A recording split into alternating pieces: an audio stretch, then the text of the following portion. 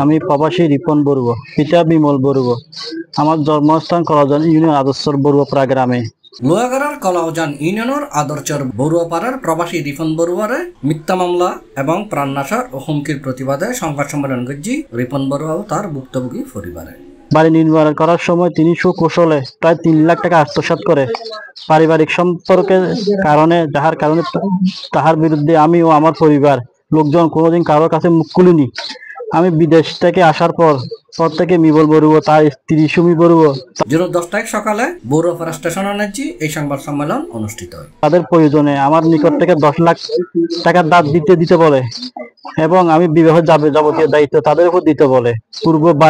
পূর্ব বাড়ি নির্মাণের টাকা আত্মসাৎ করায় আমি তাদের কথা মতো রাজি না হওয়াতে তারা আমার উপর ক্ষিপ্ত হয়ে বিমল বড়ুয়া, স্ত্রী সুমি বড়ুয়া আমাদের নিকট থেকে টাকা পাবে মর্মে এবং আমি ও আমার পরিবারের লোকজন সুমি বড়ুয়া ও তার স্ত্রী তার স্বামী বিমল বড়ুয়াকে মারধর করেছি।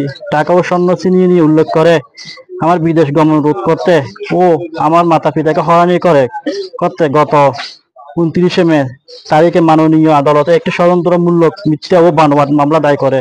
সংবাদ সম্মেলনে লিখিত বক্তব্য পাঠ করছি প্রবাসী রিপন বড়ুয়া। আজকে সংবাদ সম্মেলনে আপনাদের মধ্যে বলতে চাই, আমি আমার পরিবারের বিরুদ্ধে যে মিথ্যা মামলা করা হয়েছে তার তীব্র নিন্দা ও প্রতিবাদ জানাচ্ছি।